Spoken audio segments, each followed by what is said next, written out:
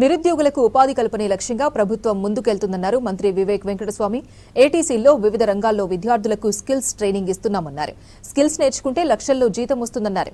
German language పై BRS అబద్ద ప్రచారం చేస్తుందన్నారు. కేటీఆర్ విదేశీ భాషలు నేర్చుకోవచ్చు, మన పిల్లలకు వద్దా అని ప్రశ్నించారు. మహబూబ్ నగర్ జిల్లా ఎర్నాల గేట్ దగ్గర ఏటీసీ నిర్మాణానికి శంకుస్థాపన చేశారు మంత్రి. పిల్లలు జర్మన్ లాంగ్వేజ్ మాట్లాడుతుంటే సంతోషంగా ఉందని తెలిపారు. కాంగ్రెస్ ప్రభుత్వము ప్రజాపాలన వీళ్ళందరికీ మంచి ఉద్యోగ అవకాశాలు కల్పించాలి. మొన్న ఎలక్షన్లలో కూడా మేనిఫెస్టోలో పెట్టడం జరిగింది. 2 లక్షల ఉద్యోగాలు ఇప్పిస్తామని చెప్పి మీ అందరికీ మాట ఇవ్వడం జరిగింది. ఇప్పటి వరకు సుమారు 1 లక్ష ఉద్యోగాలు ఆల్రెడీ రాష్ట్ర ప్రభుత్వం ద్వారా ఆల్రెడీ భర్తీ చేయడం జరిగింది. ఈ ఏటీసీ సెంటర్స్ పెడితే ఇక్కడ ట్రైన్ చేయొచ్చు, మన పిల్లలకు ఉద్యోగ అవకాశాలు కల్పించాలని చెప్పి ఈ ఆలోచనతోని ఈ ఏటీసీ సెంటర్ పెట్టడం జరిగింది. మనము సరిగా ట్రైన్ అయిపోయి ఈ అడ్వాన్స్ టెక్నాలజీ సెంటర్స్లో మంచిగా ట్రైన్ అయిన తర్వాత మనకు 25 లక్షల ఉద్యోగం మనకు గ్యారంటీడ్గా దొరుకుతుంది. ఆయన అన్నాడు, అరే ఈ ఏటీసీ సెంటర్లో జర్మన్ లాంగ్వేజ్ నేర్చుకోవాలన్నాడు. అది జర్మన్ లాంగ్వేజ్ నేర్చుకున్నప్పుడే ఉద్యోగం వస్తుందని చెప్పి ఆయన హీలం చేయడం జరిగింది.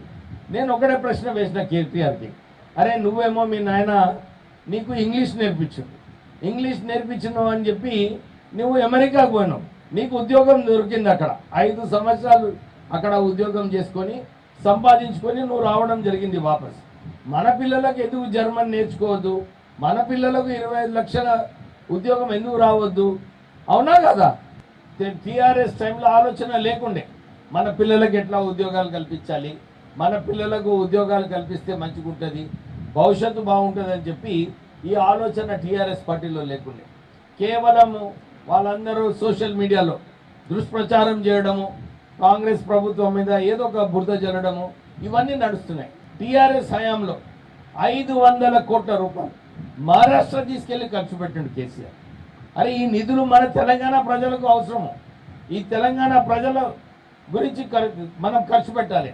కానీ వీళ్ళందరూ కార్ల తీసుకుపోయి 200 కార్ల వీళ్ళు మహారాష్ట్రకి తీసుకెళ్ళి అక్కడ 500 కోట్ల రూపాయలు ఖర్చు పెట్టడం లేదు.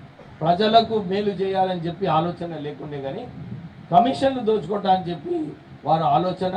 మరి పార్టీ మన కాంగ్రెస్ ప్రభుత్వం పైన బురద జల్లాలని చెప్పి సోషల్ మీడియాలో మస్తు ఖర్చు పెడుతున్నారు. వాళ్ళు ప్రశ్నించాలి కదా, కానీ ప్రశ్నించలేరని చెప్పి వారు ఇష్టం వచ్చినట్టు బురద జల్లుతున్నారు.